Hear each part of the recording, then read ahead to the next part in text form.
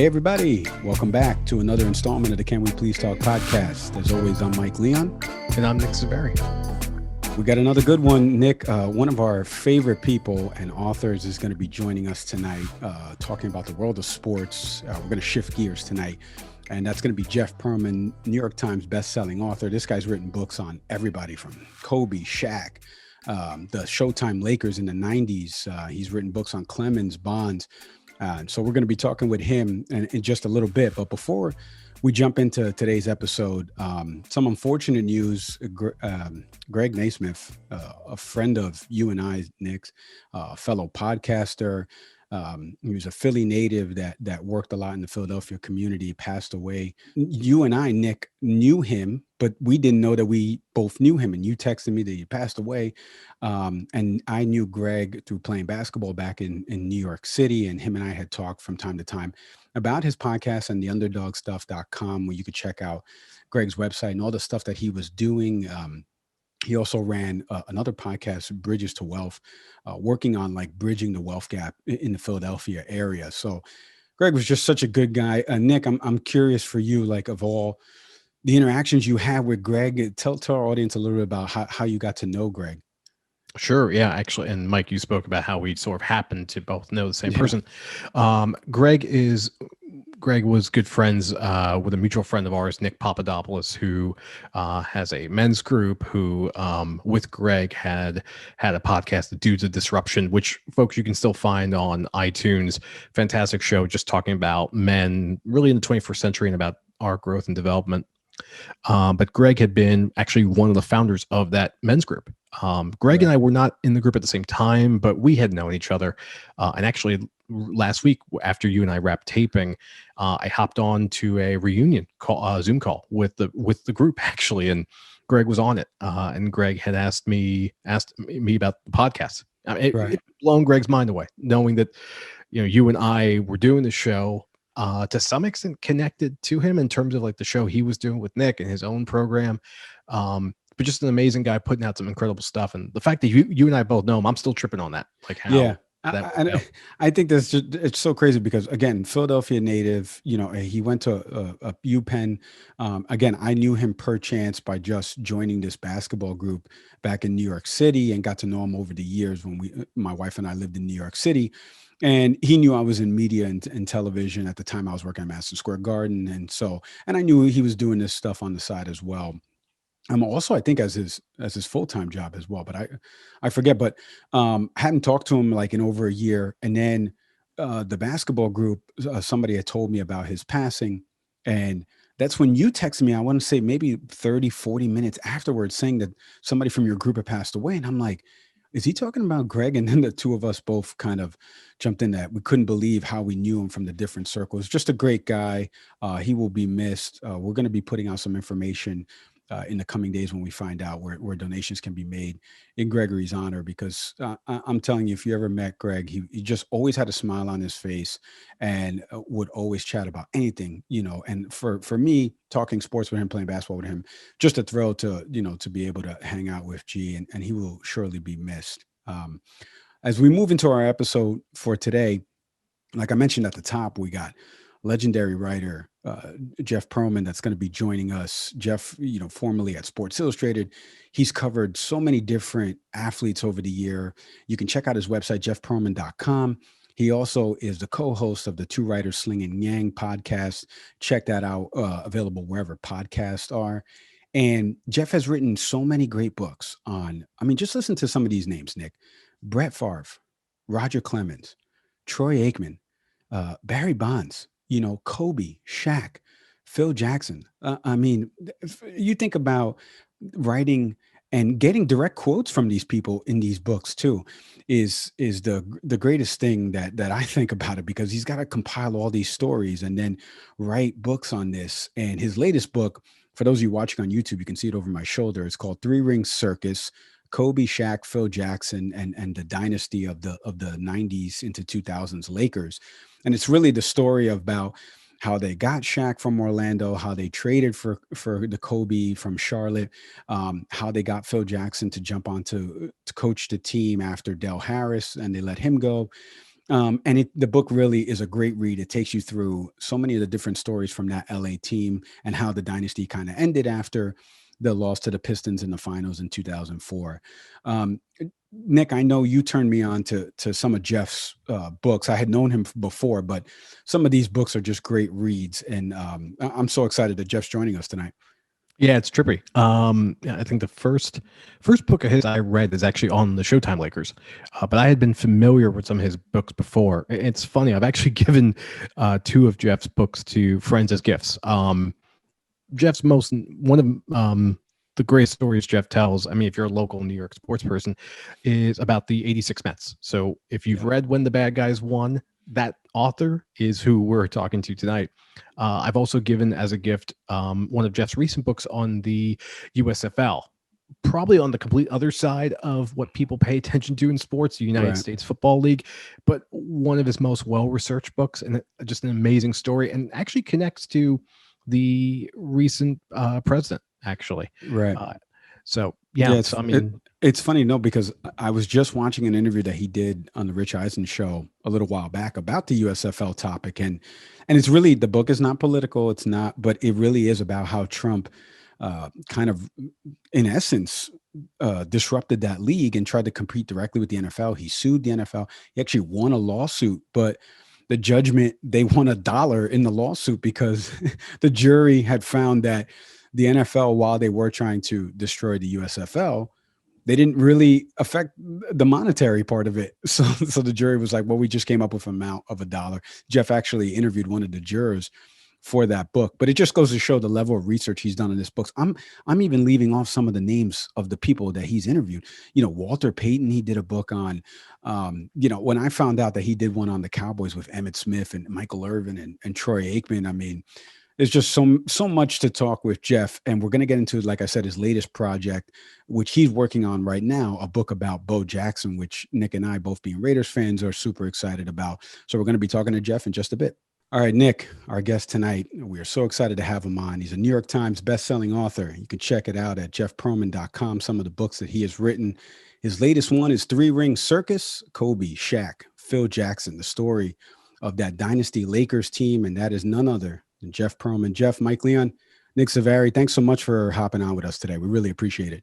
See, I thought you were going to say our next guest needs no needs no introduction, and then introduce me, because I've had that happen a few times where they'll be like, our next guest needs no introduction. He's blah, blah, blah. And I'm like, well, why'd you just introduce me if I don't need one? I thought you were going to come back with what an intro. I don't know what to say after that, but I guess my intro was terrible. I thought he was going to hit you with it's the USFL book that we're here to talk about. Clear on that. I'm in. Yeah, right. Oh yeah. Well, listen, we're going to get into Trump in a second, because I was watching a Rich Eisen show interview about that, and I learned so much about that. But I want to get into you, Jeff, because for our audience that may not be familiar with you, tell us a little bit about yourself, your upbringing, how you became a writer, because a lot of people that have come on the show that have been writers, they all have fascinating journeys, and I would love to hear from you of how you got into writing. I feel like you set me up. What if my journey is not fascinating? Let's find out. Yeah. All right. I'm from a small little town called Mahopac, New York. And it's about an hour and 20 minutes north of New York City. And when I was growing up, the library was about a mile away from my house. It was a Mahopac Public Library. And I used to go there all the time. And they started knowing me as the sports book guy. I go there for two reasons: to take out sports books and to read Sports Illustrated, because my parents would not subscribe to SI, only Sport Magazine, because it was cheaper. We wouldn't get SI.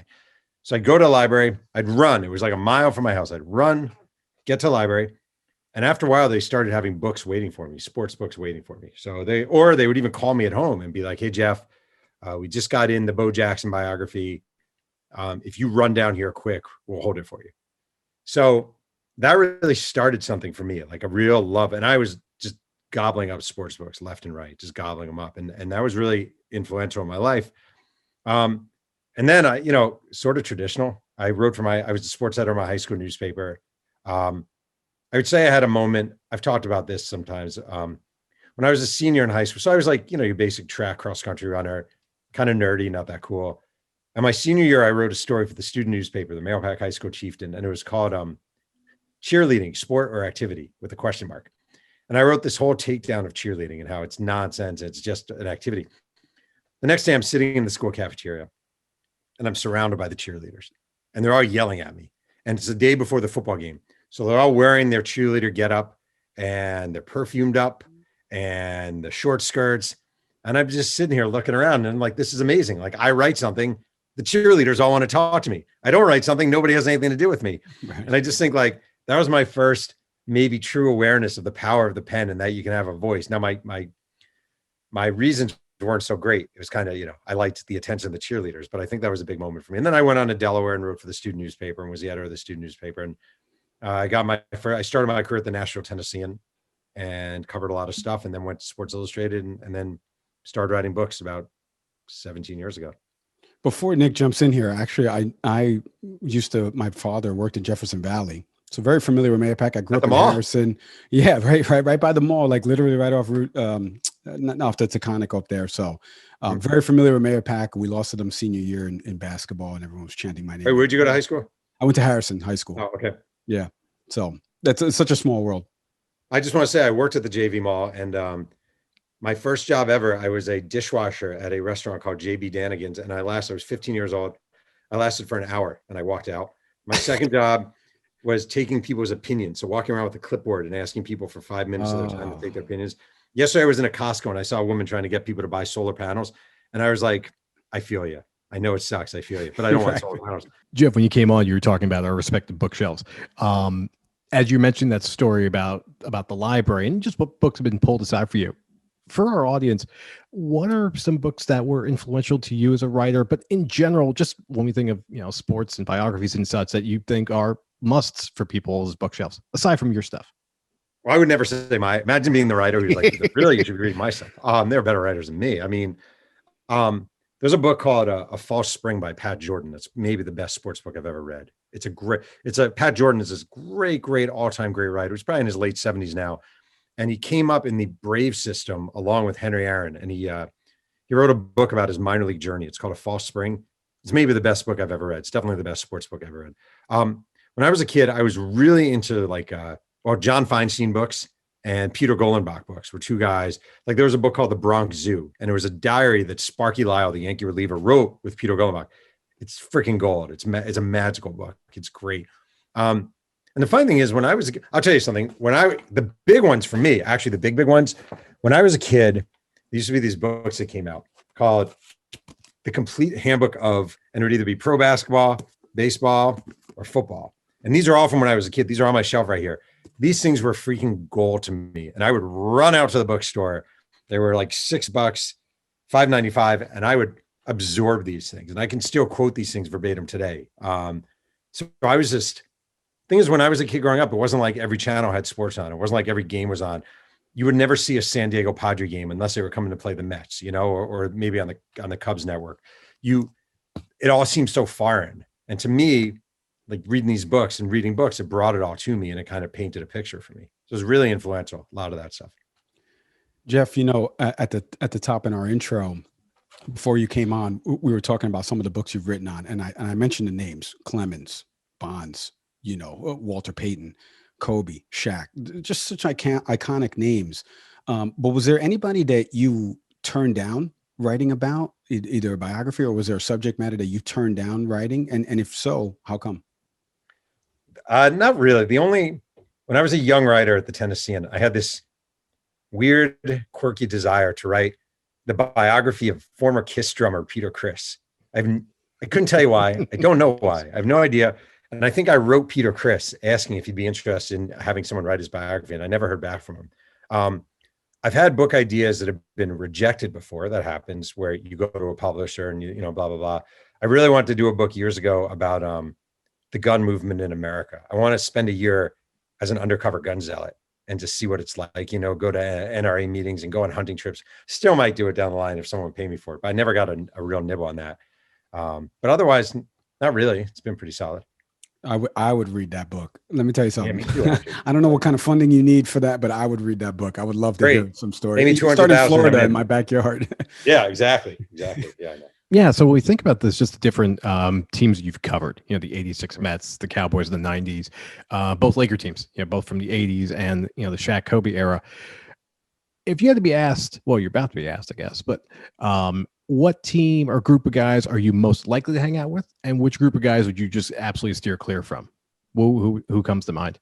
Well, it might be the same team because I've never snorted coke. I've only smoked pot twice in my life. I'm not much of a drinker. I was never a cigarette smoker, but I feel like rolling with the 86 Mets would be an absolute joy, So, and I grew up watching them. That was my team as a kid, one of those influential teams, but I couldn't hang with them. I couldn't hang with them when I was 20. I couldn't hang with them when I was 30. I definitely couldn't hang with them now. They'd leave me on a bar floor somewhere after my, maybe drinking 2 Zimas, and that'd be it for me. The guy I don't think I would enjoy Roger Clemens' company very much. I don't think he's a terrible guy or anything. I just don't think there's that much there. That's the one book I've written where I would say ultimately I did not enjoy the process that much. I didn't feel there was that much depth to the man and that much substance. And I can deal with, like, Barry Bonds is not a likable human being, but he's a fascinating portrait for a biography because he's a really deep and detailed and unique and kind of nuanced guy. Same with Walter Payton, same with Brett Favre. Clemens, I always make the joke, if you could take brainwaves and put them into words, like if you read his brain readings, it would be baseball, food, breasts, baseball. And like, that's good for a night out maybe, but not for a long period of time. I'll stay with you with the next question then. Of the different topics that come up, the one that stood out to me was the USFL, because I think the other topics that, if you're talking to people about, like, oh, of course you'd write this book, right? The 86 Mets. And I grew up a Mets fan as well. Same thing with Bonds and, Bonds, Clemens and the like. But when I heard you were doing a USFL book, I was in, but secondly, and your book kind of speaks to why for you about this, but what was different about that? Because that's definitely that's a deep cut to tell that story about that organization. Yeah, well, nobody wanted me to write it. That's the number one thing. Like, I couldn't get, my agent said I shouldn't do it. Couldn't get a deal. I'd wanted to do it for years. I had nothing. People think it had some kind of timing with Donald Trump running for the presidency. It really didn't. I'd wanted to do that book forever. I only got a deal because I told Houghton Mifflin, my publisher, I said, well, would you publish it if I also do a Favre book? I'll do a Favre book and this book. I'll take less money for both. And they said, okay. I just always thought it was a great book. And I always thought, if I get behind this book and I bust my ass on it and I put everything in it, I'll find a way to make it sell, which is a little naive probably, but I thought the characters were big enough. The names were big enough. The stories are ridiculous. The whole thing is preposterous. It doesn't hurt that you have a Donald Trump attached to it. So I just wanted it. Like, that's my favorite book I've written, as far as you seek to do something. Everyone tells you can't do it, and then you accomplish it. That meant a lot to me. So that book is really special to me, actually. Jeff, we were talking about your latest book, Ring Circus, the story about Kobe, Shaq, Phil, and that Laker team. There's a quote in the book that I thought was phenomenal. I forget the guy's name. I know his last name is Shirley. And he talks about the pickup game, right, that they played with Kobe, and Kobe fouled him and he's yelling at him. And the guy says, I just felt like he's Kobe Bryant and I'm who I am, and I would still rather be me than him. Yeah. And it just made me feel like Kobe was so misunderstood. But then I draw the parallel to the Tiger doc that recently came out on HBO Max. And it's a similar story because it's two athletes that never really honed social skills. They only worked on their craft. Why do you think Kobe was so misunderstood, and why wasn't he ever bigger than what he was? It's interesting. Today, on the day we're recording this, the guy who played Screech in Saved by the Bell died. His name was Dustin Diamond. He was an actor. He was 44.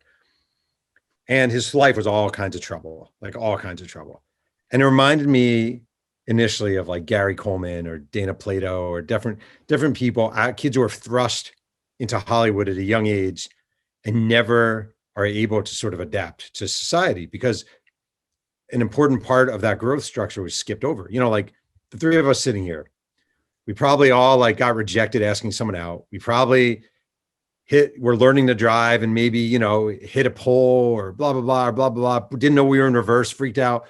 We all got bad grades in school. You have to go through the different developmental processes. You have to. And when you don't, you end up like a Dustin Diamond. You end up like an Emmanuel Lewis. And in a weird way, you end up like a Kobe Bryant, which is to say, you're 17 years old, you get your own sneaker deal for millions of dollars. You're 17 years old, you're being set up to go to your prom with Brandy, who you've never even met before. You're 17 years old, you're holding a press conference announcing you're going to the NBA with designer sunglasses sitting atop your head in a suit that probably costs a couple $1,000 with the members of Boys to Men standing in the back. And it's just not normal. Like, it's not normal. He grew up with a famous father. He grew up in Italy, the only black kid around in Italy, comes to the US, Lower Merion, leafy suburbs, not many African-Americans around. And he shows up with the Lakers and he doesn't really know how to fit in. He doesn't know how to be an adult. And people say, oh, he was such a jerk and blah, blah, blah. And I almost took a more sympathetic view. Like, I don't really know how it could have gone any differently. Like, I don't think it could have gone differently. I think this is who he was made to be. And I think it was only later. I think two things that happened to that guy that were really important in his life, in his way too short life, was number one, he became a father. And number two, he became a mortal basketball player after when he got hurt and he started to age and he wasn't the same guy anymore. Like, you need those steps in your life to develop into a human. And suddenly you realize, oh, wait, there are more important things than Tuesday night against the Nuggets. So I think over time he developed it, but I just think he was stunted.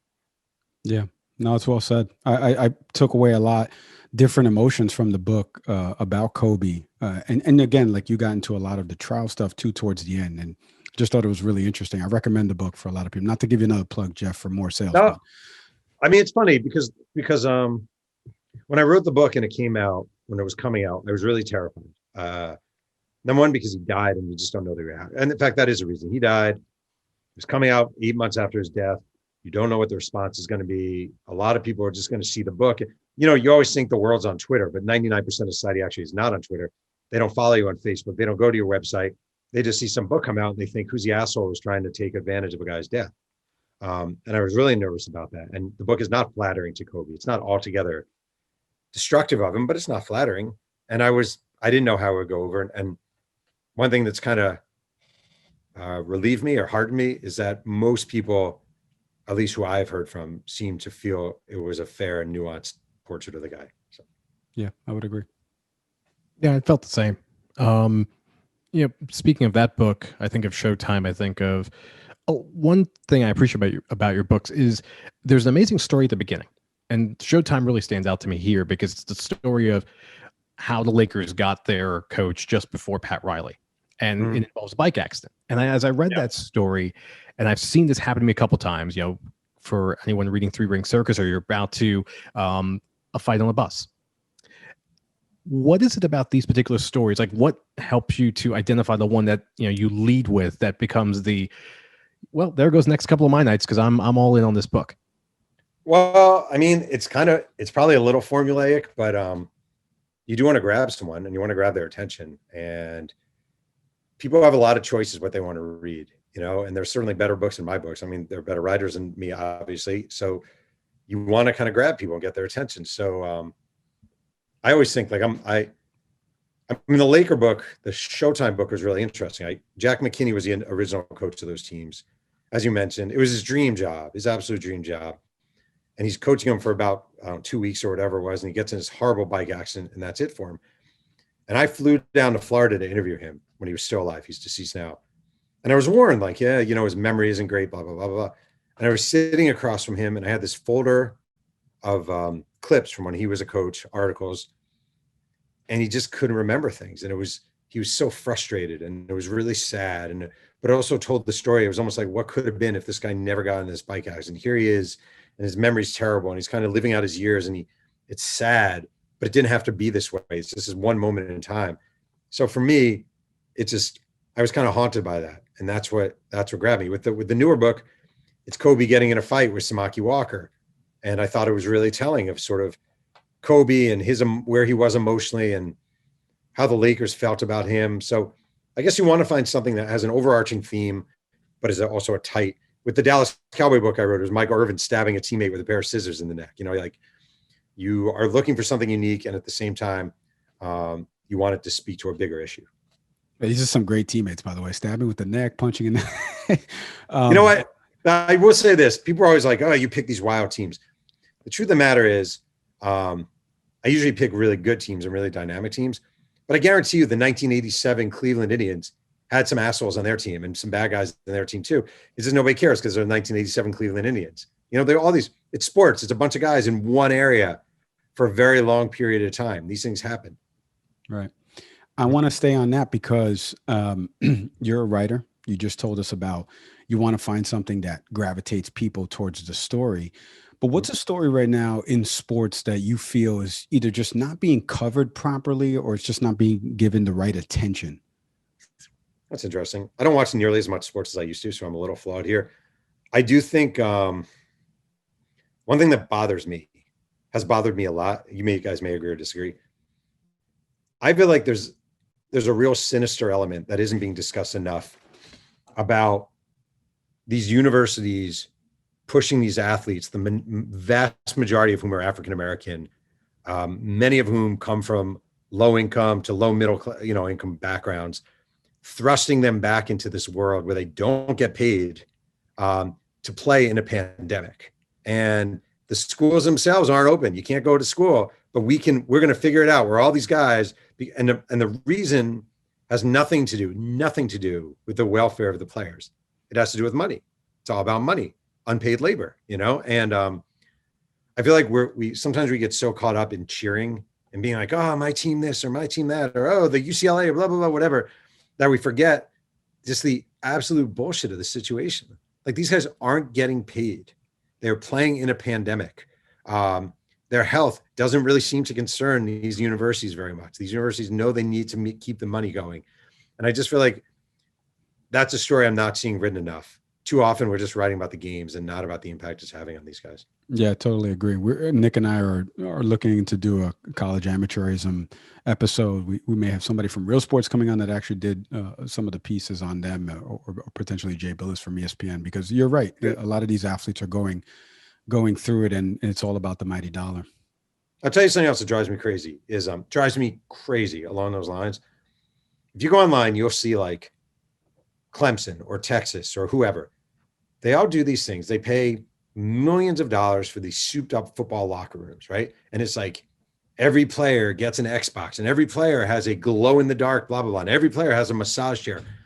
And it's like, it's so duplicitous because what they're doing, they're basically giving candy to kids. It's basically like giving candy. Come on in, here's your candy. Like, these kids should be first and foremost learning about making sure they're getting a good education. That should be number one by far. Are you getting a good education? And they're just trying to bribe these kids and these are public universities spending all this money on this freaking nonsense. Just, it infuriates me. College sports, not a fan. Yeah, follow the money, right? Right. Yeah. There's a number of states where the highest paid state employee happens to be the head coach of a football or basketball. Alabama. Right. Exactly. Jersey, Rutgers, where we're grads, Shanna's the highest paid employee. Coach Saban had his house paid off by boosters. I know you're talking to a guy, by the way, who I went to University of Delaware. I ran poorly, track and cross country at Delaware. And about 10 years ago, they killed the program. The same athletic director who killed that program and other programs is now at Stanford killing their programs. He was at Georgetown killing their programs. And they just don't give a crap. Like, it's all moneymaker to them. These guys, it's just all a moneymaker. And it gets me. Difficult transition. We're talking about college sports now, and the subject of your current research is a well-known college athlete, but a transcendent sports star in Bo Jackson. Each of us could make a story out of playing either Tecmo Bowl or both Mike and I are both Raider fans. There's so many different segments of society that somehow connect to Bo. How is the research going? What are some of the things you're learning? What preconceptions did you have about Bo going into the research? He's a freaking fascinating. The thing that I love, here's what I love about Bo Jackson. Most people in sports, it'll be like, all right, I'll give a perfect example. Did you guys see the movie 42, the Jackie Robinson movie? Yep. There's a scene in that movie where Pee Wee Reese walks up to Jackie Robinson. They're playing in Cincinnati. He puts his arm around him, and it's this whole thing. It actually never happened. Like, it never happened. It's just myth, right? There are a gazillion people who say they were at Game 6 of the '86 World Series, but really the stadium only held 40,000. So that's not like sports and mythology go hand in hand. The thing that's amazing about Bo Jackson is when people say it was a 600-foot home run, it almost always was a 600-foot home run. When they say he jumped over a car, he actually did jump over a car. When they say, like, he was just freaking mythology come to life. I've never seen anything like it. I've never seen anything like it. I mean, the clips are on YouTube and they're available. But the things you didn't see that he did in practice, that he did behind the scenes, are just as amazing. I honestly do. I think I am writing about the greatest athlete who's ever lived. Like, I don't think it's even possible that there could be a greater athlete than Bo Jackson. I know people say Jim Thorpe, maybe they say Carl Lewis or Jesse Owens or Michael Jordan. It's just ridiculous. And the guy, I mean, I'm telling you stuff you know, but like, to go from playing baseball, not training, and go play in the NFL is preposterous. Like, it's utterly preposterous. To play a full major league season, 1993, with a fake hip. He only had one hip. And it wasn't like they were putting in like these high tech. It was like your grandma's fake hip he was playing with. He's just an utterly ridiculous, joyful. I mean, the trap I don't want to fall into is just making this book 10 million examples of why Bo Jackson's a better athlete than anyone. But it's ridiculous. It's just ridiculous. Jeff, it's been great having you on tonight. Before we let you go, we know you have your own podcast, Two Writers Sling and Yang podcast. So tell us a little bit about that podcast, and also, how's it been being a podcaster? Well, I'm like 3.5 years or 4 years in now. I thought it would be just a project I do on my own. And it is a project I do on my own, but I didn't know how long it would last. It's, it's every week I have a different writer, a different journalist or a screenwriter or whatever. And it's really just for me, a joy. I make no money off it. I produce it myself. I literally do it all on my laptop. So it's just, for me, I love talking about writing. I could talk about writing all day. So for me, it's really, it's joyful. But you guys seem like you have a much more professional setup because you have good mics. You can thank Mike for that. I mean, the mics too, but that mic. Well, listen, I worked in television production, at Fox and HBO, and I said, Nick, first thing we got to do is get real mics, and then we got to figure that out after that. And then you got to fire Nick. You gotta get yeah, I haven't told him that yet, Jeff. I'm seeing the comments. Oh, I thought he knew. Man. Like, no. Is it Nick? I'm sorry. Jeff, I told you. Yeah, it's the other Nick. Yeah. And the best part is you're his favorite writer. That's the best part about it. It's crushing. If you're gonna find out that you're fired off of your own podcast, who else to tell you than your favorite writer? Hey, that's what I'm saying. That's exactly what I'm saying. Jeff, it's been a thrill having you on tonight. I encourage everybody, wherever books are sold, you can find Jeff's books. They're everywhere. But go get Ring Circus, the latest one about Kobe, Shaq, Phil Jackson. Thank you so much for coming on tonight. We really appreciate it, Jeff. All right. Thanks for having me. Take care. Thanks. That was Jeff Pearlman, a legendary writer, New York Times bestselling author. I'm telling you right now, head to jeffpearlman.com and you can check out all the different books he's written about, from Gunslinger, about Brett Favre, to the 86 Mets, if you're a fan of that team, to the 90s Cowboys dynasty, to Barry Bonds, Roger Clemens, even giving you some nuggets. I didn't even know that he found Clemens uninteresting. The book that I've been recommending for everybody, and you see it over my shoulder, Nick's shoulder as well, for those of you watching on YouTube, Ring Circus, Kobe, Shaq, Phil Jackson, and the story of that dynasty Lakers team. Nick, some great insight there from Jeff, just not only about being a writer, but like subject matter, interviewing people, and the stuff that he told you about Kobe and how misunderstood Kobe was. I just thought it was, it's, again, we say it all the time. It's interesting, but it really is. If you're watching these people on TV, these guys are mega stars. And then now you kind of dive a little bit more, underneath the hood, so you get to see a little bit more of their personalities. And Jeff really tells these stories, or he articulates it so well in his books. His book on the USFL. I mean, I've checked out a lot of Jeff's books. There's quite a talent in the ability to take a story that is deep. I mean, you and I we're on the older side. I'm 42. I think you're a little younger than me, right. But we both, the story of the USFL resonates with us to some extent. But to the average sports fan, I'm heard of it, but what does that all mean?